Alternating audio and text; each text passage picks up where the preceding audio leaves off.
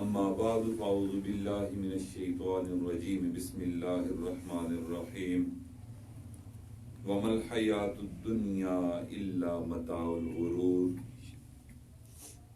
سبحان ربک رب العزة عما یصفون وسلام علی المرسلین والحمد للہ رب العالمین. درود پڑھیے. اللهم صل على سيدنا محمد وعلى آل سيدنا محمد وبارك وسلم. والد ماجد حضرت مرشد عالم رحمۃ اللہ علیہ فرمایا کرتے تھے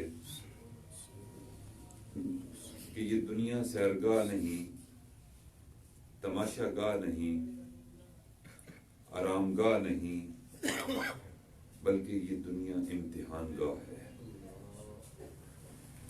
پھر فرمایا کرتے تھے کہ افسوس صد افسوس کہ ہم نے اس کو چراگاہ بنا لیا ہے. ہم اپنی زندگی میں نظر دوڑائیں، روز و شب کے معمولات کو دیکھیں تو یہ بات بالکل صادق ہمارے اوپر آتی ہے کہ واقعی اس دنیا کی زندگی کو ہم نے چراگاہ بنا دیا ہے. یعنی چرنے کی جگہ، کھانے پینے کی جگہ. ہماری سوچ کھانے سے شروع ہوتی ہے، کھانے پر ختم ہوتی ہے. حالانکہ اللہ رب العزت خود فرما رہے ہیں کہ دنیا کی زندگی میرے بندو ایک دھوکہ ہے، ایک سراب ہے، حقیقت نہیں ہے. جنگل میں، ریگستان میں بندہ سفر کر رہا ہو تو ریت نظر آتی ہے دور دور تک، اور یوں محسوس ہوتا ہے کہ ہمارے سے کچھ ہی دور پانی موجود ہے. حالانکہ وہ پانی نہیں ہوتا، وہ سراب ہوتی ہے. حقیقت پانی میں نہیں ہوتا، وہ سراب ایک دھوکہ ہوتا ہے. اس لیے اللہ نے بھی اس کو دھوکہ کہا کہ دنیا کی رنگینیاں، دنیا کے مزے، دنیا کی لذتیں، میرا بندہ آگاہ رہنا، یہ سارے کا سارا دھوکہ ہے. اس لیے نبی علیہ الصلوۃ والسلام نے بھی ارشاد فرمایا اعلموا ان الدنیا دار الفناء والغرور. اور میری امت جان لو اس بات کو کہ دنیا کی زندگی فنا ہونے والی ہے اور دھوکے کی جگہ ہے. اور پھر فرمایا والآخرۃ دار البقاء والسرور. اور آخرت کی جگہ باقی رہنے والی اور لطف اٹھانے والی ہے. ہمارے ایک عزیز تھے، چند دن پہلے ان کا انتقال ہوا کرونا کی وبا کی وجہ سے. بڑا اچھا ہمارا تعلق تھا. میں نے ان کو ایک دن دعوت دی کہ ہماری ماہانہ مجلس ذکر ہوتی ہے کہ آپ تشریف اگر لائیں. تو انہوں نے کہا جی میں ضرور آؤں گا، بلکہ آئندہ جب بھی ہوگی میں مجلس ذکر میں موجود ہوں گا. تشریف لائے، مجلس ذکر اٹینڈ کی. زندگی نے مہلت نہیں دی کہ اگلی مجلس ذکر میں آج ہمارے درمیان موجود ہوتے ہیں. نہ صرف ان کا انتقال ہوا بلکہ 11 دن کے وقفے سے ان کی بیٹی کا بھی انتقال ہو گیا، اور پھر اس کے کچھ دن بعد ان کے سگے بھائی کا بھی انتقال ہو گیا. کرونا کی وبا نے ایک ماہ کے اندر اندر ایک آباد گھر کو، جہاں خوشیاں تھیں، نعمتیں تھیں، سکون تھا، 3 ایسے بندے اس گھر سے اٹھا لیے کہ جن پر گھر کا دار و مدار تھا. اور میں سمجھتا ہوں کہ وہ تو بڑے نمازی پرہیزگار تھے. مسجد والی زندگی انہوں نے گزاری ہے، ہمیشہ با جماعت نماز پڑھنی، ذکر فکر والے ساتھی تھے. لیکن ہمیں غم کوئی نہیں میرے بھائیوں. جتنے بندے مر رہے ہیں ہم یہ سمجھتے ہیں کہ انہوں نے مرنا تھا، وہ وبا کا شکار ہوئے ہیں. ہم نے تو وبا کا شکار نہیں ہونا. موت سے کس کو رستگاری ہے، آج وہ کل ہماری باری ہے. کیا خبر کہ آج جو اس مجلس ذکر میں موجود ہیں اگلی مجلس ذکر میں موجود ہوں گے یا نہیں ہوں گے. اس لیے سیدنا عثمان رضی اللہ تعالیٰ عنہ انہوں نے فرمایا کہ ہر مومن کو 6 غم ہوتے ہیں. جس بندے کو 6 غم نہ ہوں وہ مومن نہیں ہو سکتا. پہلا غم آپ نے فرمایا کہ اہل و عیال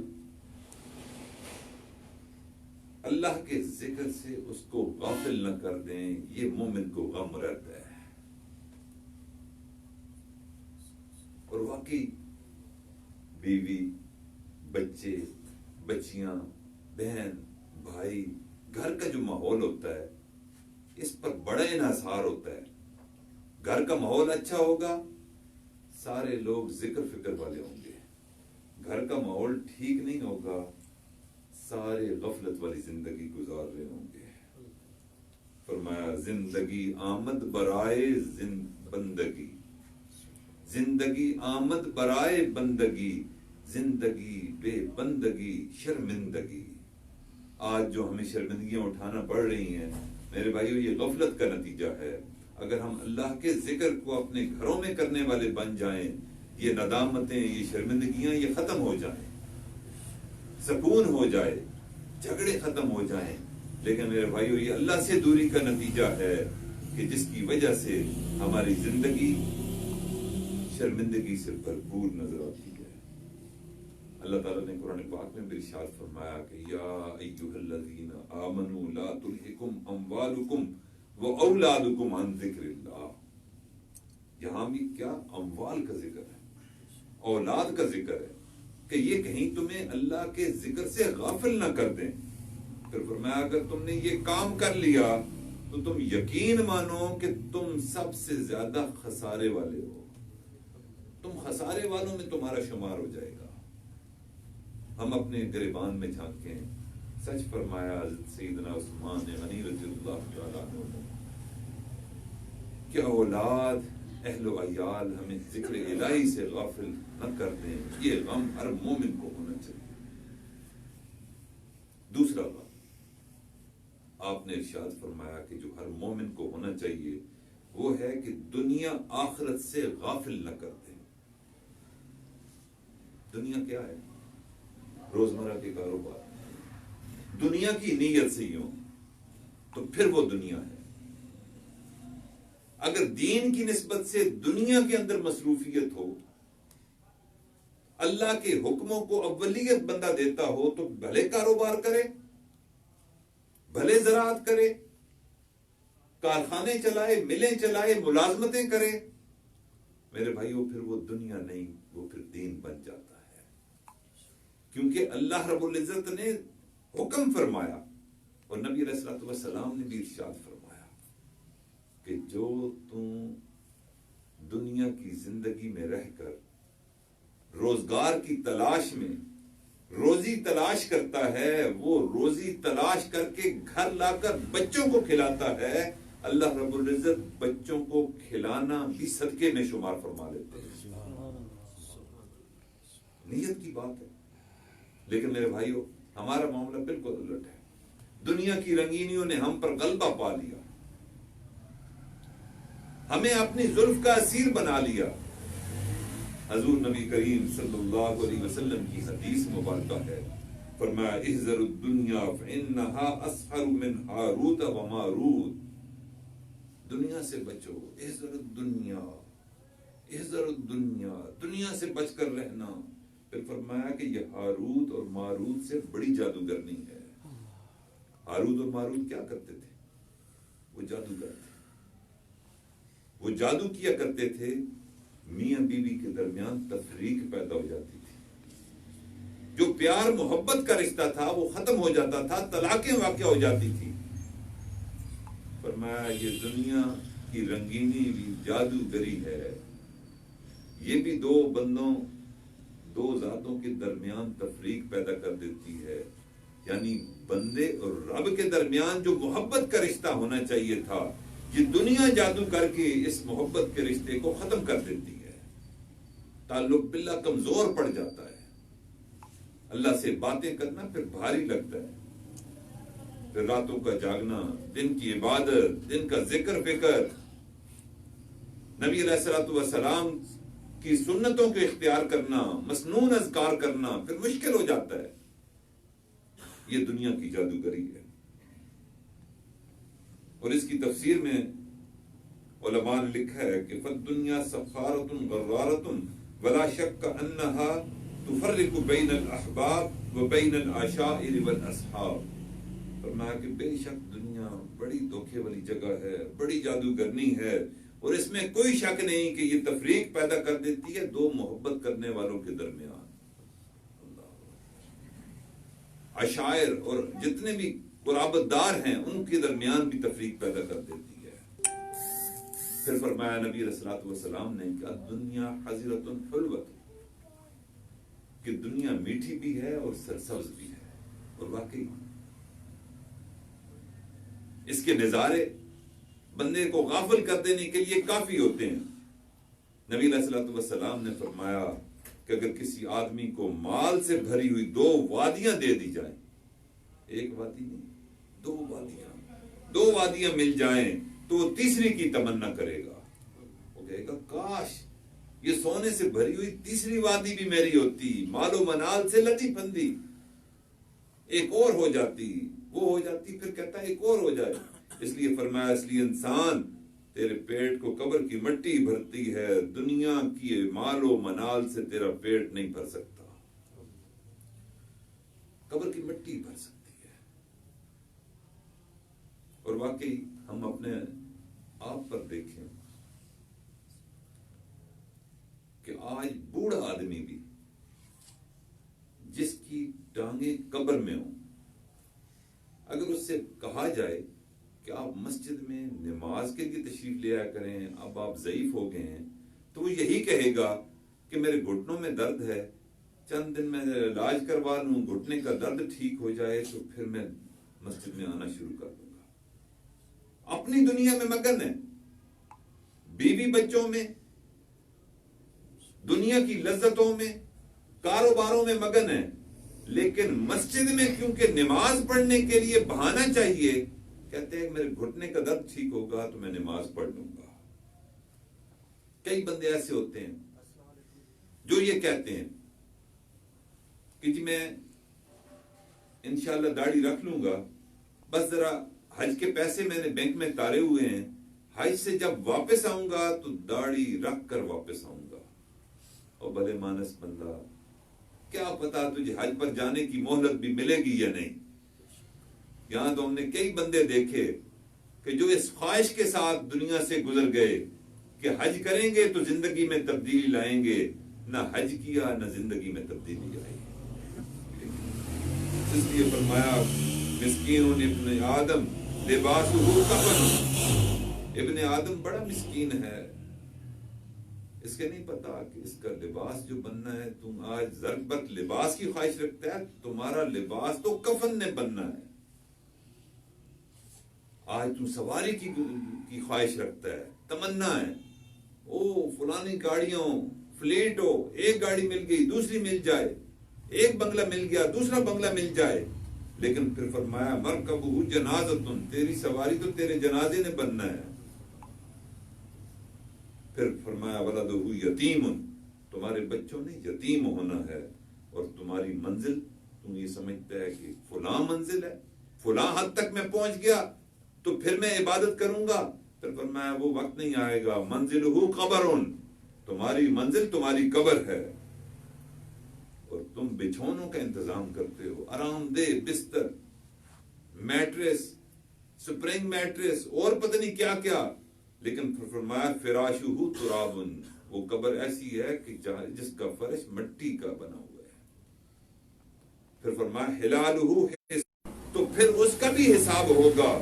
پھر فرمایا وحرامہ عذاب، اور اگر حرام کمایا تو پھر تو عذاب ہوگا. حلال میں حساب ہے، حرام میں تو عذاب ہے. اس لیے سیدنا عثمان رضی اللہ تعالیٰ عنہ نے فرمایا کہ بندے کو غم ہونا چاہیے کہ دنیا آخرت سے غافل نہ کر دے. یہ دوسرا غم ہر مومن کو ہوتا ہے. تیسرا غم فرمایا ہر مومن کو یہ غم ہوتا ہے کہ شیطان اس کے اعمال کو باطل نہ کر دے. ہر مومن نے کچھ نہ کچھ وقت گزارا ہوتا ہے مسجد میں، عبادات میں، ذکر میں، تلاوت میں، رمضان میں جوہد اور مجاہدہ کرتا رہتا ہے، کچھ نہ کچھ نام اعمال میں درج ہوتا ہے، لیکن اس کو ایک خدشہ لگا رہتا ہے کہ زندگی میں کوئی ایسا عمل نہ ہو جائے کہ کیے کرائے پر پانی نہ پھر جائے. اور واقعی بلمباور کی سینکڑوں سال کی عبادت اللہ تعالیٰ نے اس کے منہ پر دے ماری اور راندے درگاہ کر دیا. میرے بھائیو، ہم کس بات کی مولی ہیں؟ تو یہ مومن کو غم ہونا چاہیے کہ ہماری کی ہوئی عبادت، ہمارے اعمال کہیں بدعمالی کسی ایسی بڑی ناراضگی کی وجہ سے اللہ تعالیٰ ان کو باطل نہ کر دے، کیونکہ شیطان ہمارے پیچھے لگا ہوا ہے. وہ تو چاہتا ہے کہ ہمارے جو اعمال ہو چکے ہیں وہ ضائع ہو جائیں. اللہ تعالیٰ نے شیطان کے بارے میں ارشاد فرمایا، ان الشیطان لکم عدو. میرا بندہ یقین کر لے کہ شیطان تمہارا دشمن ہے. فاتخذوہ عدوا. تمہیں بھی چاہیے تم بھی اعلانیہ دشمنی کا اظہار تم بھی کر دے، تم بھی اس کو دشمن بنا لے. میرے بھائیو، کیا ہم نے دشمن بنایا؟ نہیں، ہم نے تو دوست بنا کر رکھا ہوا ہے. اور شرک ایک ایسا گناہ ہے میرے بھائیو. اللہ تعالیٰ قرآن پاک میں ارشاد فرماتے ہیں کہ تم نے اگر شرک کیا کہ میں تمہارے کیے ہوئے سارے اعمال ضائع کر دوں گا. ایک عمل ایسا ہے زندگی میں بندہ ایک دن بھی ایک مرتبہ کر لے، پچھلی ساری زندگی کے اعمال بدعمالیوں میں اللہ تبدیل کر دیتے ہیں. اس لیے مومن کو ایک غم رہنا چاہیے کہ کہیں شیطان ہمارے اعمال کو باطل نہ کر دے. اور ایک بات ذہن میں رہے کہ شیطان کے 3 حربے ہوتے ہیں. پہلا حربہ کیا ہوتا ہے کہ وہ اعمال کی طرف جانے ہی نہیں دیتا، مسجد میں جانے ہی نہیں دیتا. یہ ابھی کون سی عمر ہے تمہاری؟ ابھی تو تم جوان ہو، بال سفید ہو گئے، مسجد میں چلے جانا. ابھی تو تمہاری شادی ہوئی ہے، ابھی تو بچے ہوں گے، پھر بچے جوان ہوں گے، پھر بچوں کی شادیاں کرو گے. جب بچوں کی شادیاں کر لو گے پھر فارغ ہوگے تم، پھر تم مسجد والی زندگی اختیار کر لینا. یہ پہلا حربہ ہے شیطان کا کہ مؤخر کراتا رہتا ہے اعمال کو، کل پر ڈالتا رہتا ہے. ایک اللہ والے تھے، وہ غسل کر رہے تھے. غسل کرتے ہوئے اپنی بیگم کو آواز دی کہ بیگم، وہ میری قمیض لٹک رہی ہے، اس میں کچھ رقم پڑی ہے، وہ فلاں مسکین بندے کو دے دو. اس نے کہا جی ٹھیک ہے. جب غسل کر کے مرد باہر نکلا غسل خانے سے تو کہنے لگی کہ آپ آ کر ہی یہ پیغام دے سکتے تھے اور میں یہ رقم تو پہنچا ہی دیتی اس مسکین نادار تک، لیکن آپ نے ٹائلٹ سے یہ کیوں کہا؟ کہتے ہیں کہ اسی وقت میرے ذہن میں خیال آیا تھا، مجھے ڈر تھا کہ اگر غسل سے فارغ ہوا تو ایسا نہ ہو کہ شیطان اس عمل کو کرنے نہ دے، چنانچہ میں نے ٹائلٹ سے ہی آواز لگا دی کہ وہ رقم اللہ کی راہ میں صدقہ کر دو. میرے بھائیو، کامیاب ہو گیا وہ بندہ جو اعمال کو مؤخر نہیں کرتا.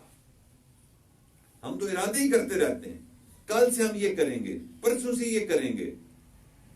اس لیے آج عہد کر لیں کہ ہم نے انشاءاللہ شیطان کے اس حربے کو ناکام بنانا ہے. پہلا حربہ عمل کو مؤخر کرانا. اب دوسرا حربہ کیا ہوتا ہے؟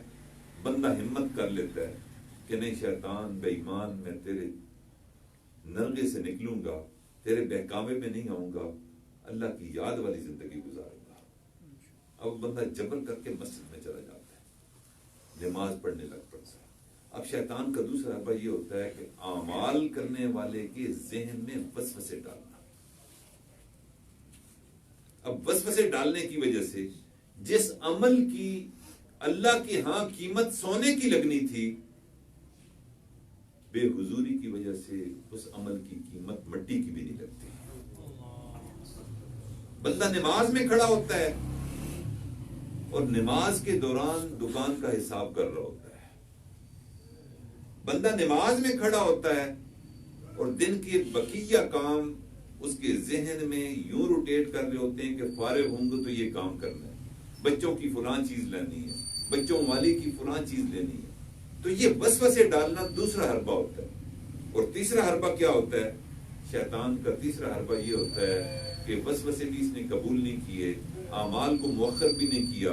اب زندگی میں اعمال کچھ اکٹھے ہو گئے، وہ چاہتا ہے کہ جتنے اعمال اکٹھے یہ کر چکا ہے میں اس پر ڈاکہ ڈال دوں، اس سے کوئی ایسا کام کروا لوں کہ اس کے پچھلی زندگی کے سارے اعمال ضائع ہو جائیں. اس لیے میرے بھائیوں، حضرت ابا جی رحمۃ اللہ فرمایا کرتے تھے کہ بیٹا کرتے کرتے مرنا ہے اور مرتے مرتے کرنا ہے. جو اعمال کر لیں اس پر ڈریں کہ یا اللہ اگر آپ نے قبول کر لیا میری بگڑی بن جائے گی، اگر آپ نے رد کر دیا تو میرے اعمال تو ضائع ہو جائیں گے، میں کہیں کبھی نہیں رہوں گا. تو یہ شیطان کے تین حربے ہوتے ہیں. سیدنا عثمان رضی اللہ تعالیٰ عنہ فرماتے ہیں کہ ہر مومن کو ایک چوتھا غم یہ ہوتا ہے کہ کرامن کاتبین کہیں نافرمانی نہ لکھ لیں. ہمارے دائیں بائیں اللہ تعالیٰ نے 2 فرشتے مقرر کر رکھے ہیں جن کو کرامن کاتبین کہتے ہیں. بڑی عزت والے وہ فرشتے ہیں.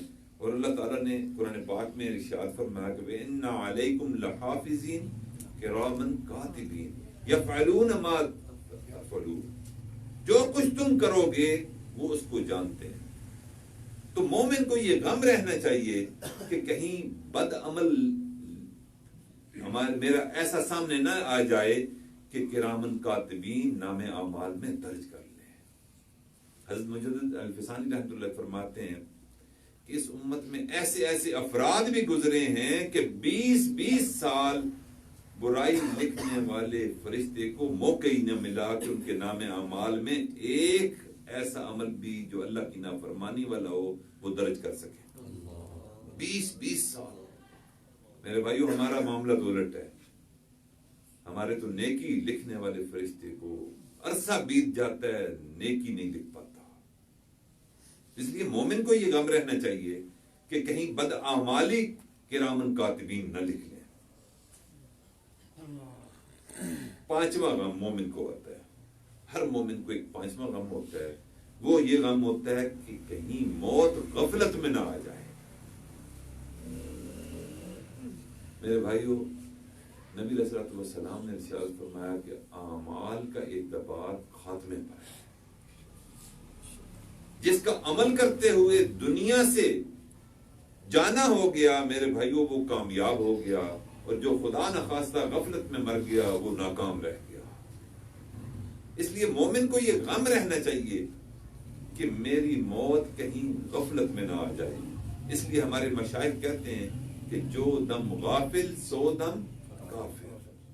جو دم غفلت میں گزر گیا سمجھو وہ لمحہ کفر میں گزر گیا.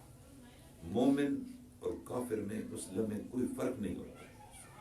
مومن تو وہ ہے جو اللہ کی رضا کو ہر وقت ملحوظ رکھے، جو ہر عمل میں حضور نبی کریم صلی اللہ علیہ وسلم کی مبارک سنتوں کو ملحوظ رکھے، اپنے اوقات کو قیمتی جانے اور غفلت کے لمحات سے بچ کر اپنی زندگی گزارے.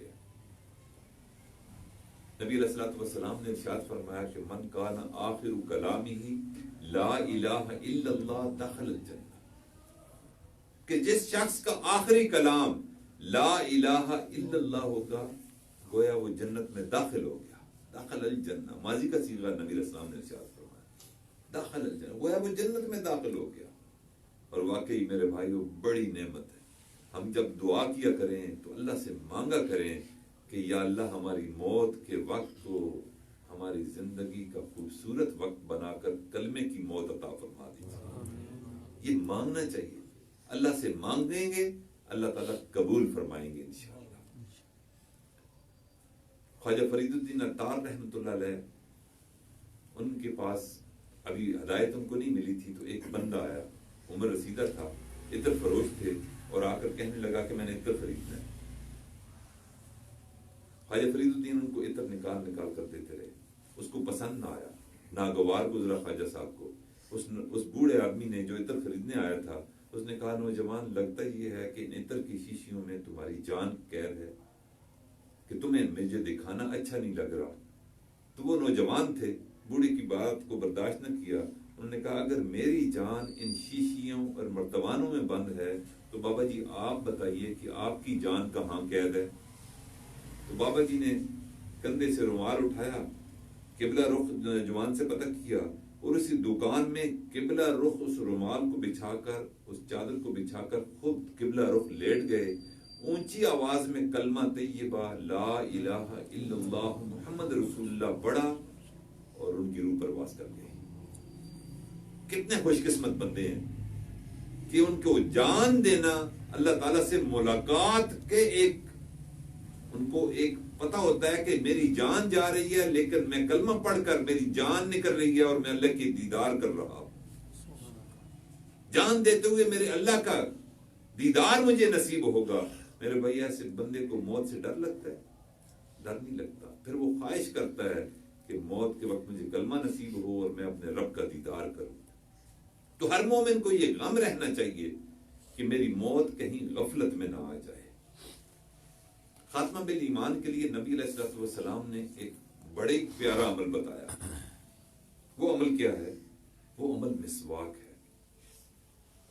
یہ مسواک بظاہر اتنی کوئی عادت ہمیں نہیں ہوتی، لیکن نبی علیہ الصلوۃ والسلام نے فرمایا کہ جو بندہ بھی مسواک کرے گا اس کو 2 انعام عطا فرمائے جائیں گے.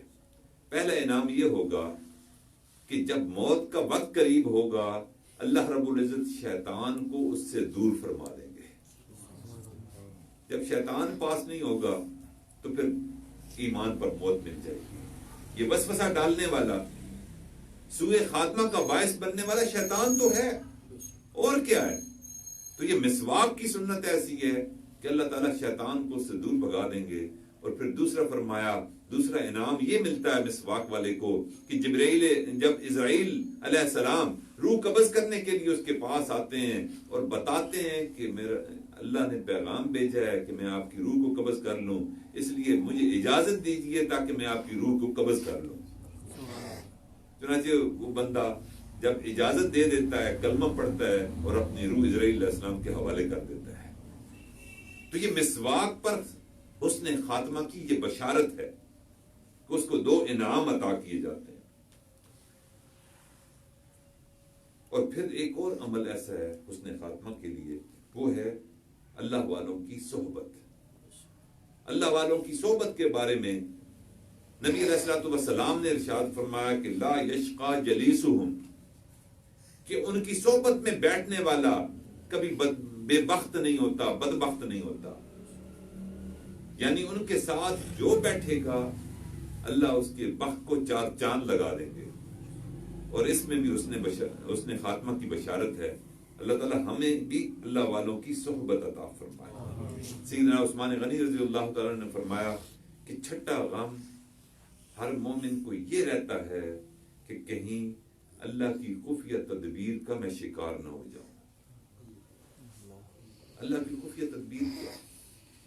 اللہ کی خفیہ تدبیر یہ ہے کہ گناہ کرتے ہوئے انسان یہ سوچے کہ مجھے تو مہلت ملی ہوئی ہے، میں نے گناہ کیا، اللہ رزق ویسے ہی دے رہے ہیں جس طرح پہلے ملتا تھا. میں نے گناہ کیا، لوگ ویسے ہی عزت کر رہے ہیں جیسے پہلے کر رہے تھے. میرے بھائیو، یہ اللہ کی طرف سے ایک رسی کو ڈھیلا کیا جاتا ہے. تو مومن کو یہ غم رہنا چاہیے کہ کہیں ایسا نہ ہو کہ میری بدعمالیوں کے سبب اللہ تعالیٰ میری جو ڈھیل والی رسی ہے اس کو کھینچ نہ لے.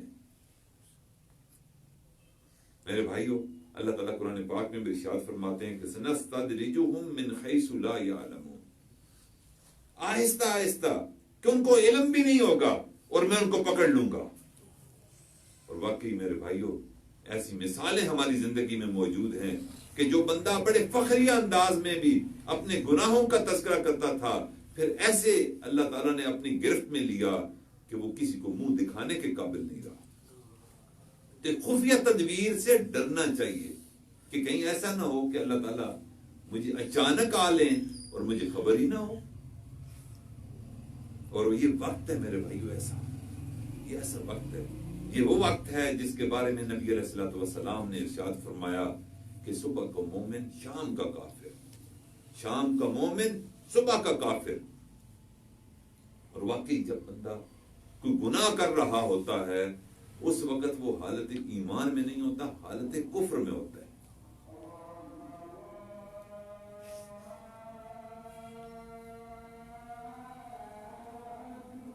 اللہ اکبر، اللہ اکبر.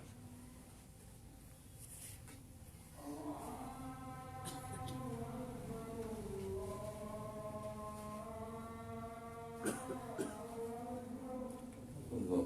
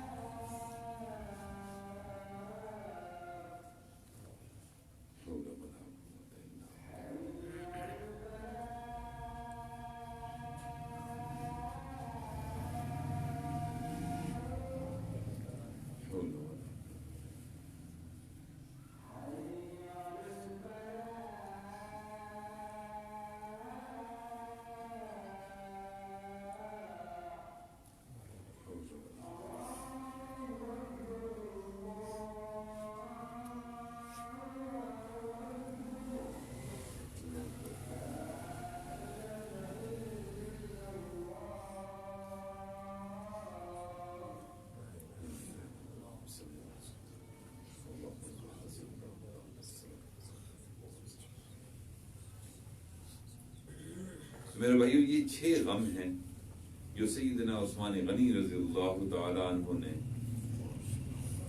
تعلیم فرمائی کہ یہ 6 غم ہر مومن کو رہنے چاہیے. اگر یہ 6 غم نہیں ہیں تو اس کے 2 مطلب ہیں. ایک تو وہ بندہ صحیح کر مومن نہیں، اور دوسرا پھر اس کے سوء خاتمہ کا ڈر ہے. اس لیے میرے بھائیو، وبا کے دن ہیں، کوئی پتہ نہیں کون کس وقت شکار ہو جائے. اللہ کی طرف سے بلاوا آ جائے تو ہم بھی تیار رہیں، کوشش کریں، تیاری میں لگ جائیں، گناہوں پر استغفار کرنا شروع کر دیں، اپنی زندگی میں تبدیلی لائیں، اپنے اوقات کا محاسبہ کرنے لگ پڑیں. صبح شام کے اوقات میں ذکر کو اپنے اوپر لازمی قرار دے دیں، اور یہ عہد کر لیں کہ ہم نے اپنے سارے اعمال کو انشاءاللہ سنت کے مطابق بنانا ہے. تو جب یہ فکر لگ جائے گی تو پھر اللہ تعالیٰ کو یہ فکر مطلوب ہے کہ بندہ ڈرتا رہے اللہ سے، اور ڈرتے ڈرتے کچھ کرتا رہے. جب کرے گا تو اللہ تعالیٰ انشاءاللہ پھر اخلاص بھی عطا فرمائیں گے اور اس نے خاتمہ بھی عطا فرمائیں گے. اللہ رب العزت سے دعا ہے کہ اللہ تعالیٰ ہمارے اس بھائی کی مغفرت فرمائے، چودھری اسلم صاحب، اور ان کی بیٹی کی بھی، اور ان کے بھائی کی بھی، اور بھی بے شمار ہمارے ساتھی ہیں جاننے والے جو کرونا کی وجہ سے پورے ملک میں وفات پا گئے ہیں. اللہ تعالیٰ سب کی مغفرت فرمائے اور ہم سب کو آخرت کی تیاری کرنے کی توفیق عطا فرمائے. تو میں کلمات توبہ پڑھتا ہوں، آپ بھی میرے پیچھے پیچھے ان کلمات کو پڑھ لیجیے.